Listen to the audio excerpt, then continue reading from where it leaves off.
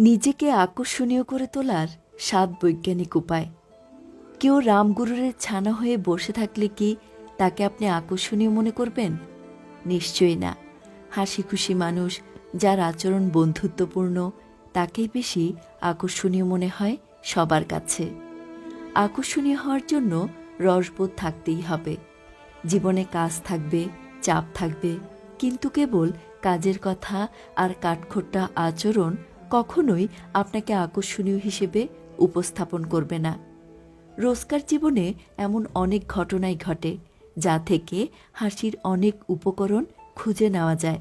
তাই ইতিবাচক থাকুন, হাসুন ও অন্যকেও হাসাতে চেষ্টা করুন। পথে ঘাটে, কাজের মধ্যে নানান সময় মেজাজ হারিয়ে ফেলি আমরা, অথচ অন্যের ভুল ক্ষমা সুন্দর দৃষ্টিতে দেখলে, মেজাজ নিয়ন্ত্রণে রাখলে দিনটাই মাটি হয়ে গেল। জাতীয় ভাবনা আপনার মনে জায়গায় পাবে না। অন্যরাও আপনাকে ভিন্ন চোখে দেখবে।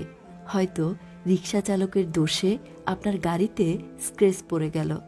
আপনি যদি গাড়ি থেকে নেমে তাকে দুঘা লাগিয়ে দিয়ে নিজের মনের ঝাল মিটিয়ে নেন, তাতে আপনার পাশের আসনে বসা মানুষটার কাছে কিন্তু আপনি হিরো হয়ে যাবেন না।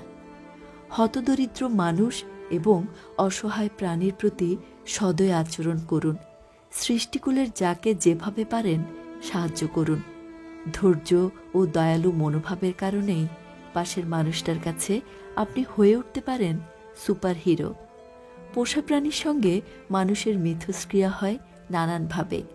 কোনো প্রাণীর দায়িত্ব নিতে পারলে এটাও প্রমাণ হয় যে আপনি একজন দায়িত্বশীল মানুষ। আপনার এই দায়িত্বশীলতায় আপনাকে অন্যের কাছে আকর্ষণীয় হিসেবে উপস্থাপন করবে। এই পরামর্শ মূলত পুরুষের জন্য। চুল এলোমেলো রাখবেন না। সময় মতো চুল, গোঁফ, দাড়ি ছেঁটে নিন। অপরিচ্ছন্ন বদঅভ্যাস ত্যাগ করুন। পোশাকের প্রতি উদাসীন থাকবেন না। এসবের যে কোনো একটি আপনাকে অনাকর্ষণীয় করে তোলার জন্য যথেষ্ট। বরং নিজের প্রতি যত্নশীল ও পরিপাটি মানুষকে অন্যরা বেশি পছন্দ করে। নির্ঘুম রাতের ছাপ যদি পড়ে চেহারায়, তাহলে কিন্তু মুশকিল। চোখ বসে গেলে বা চোখের নিচে কালি পড়লে, কিংবা কারো মধ্যে প্রাণোচ্ছলতা না থাকলে কিন্তু তাকে একেবারেই আকর্ষণীয় দেখায় না। তাই দুশ্চিন্তা ঝেড়ে ফেলুন, জীবনকে সহজভাবে নিন।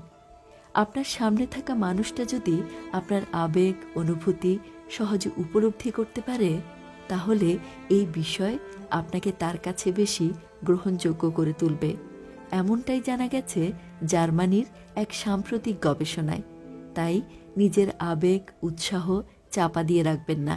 নিজের অনুভূতি প্রকাশে অনুৎসাহী ভাবটাই আপনার সামনে থাকা মানুষটার সঙ্গে দূরত্বের কারণ হয়ে দাঁড়াতে পারে।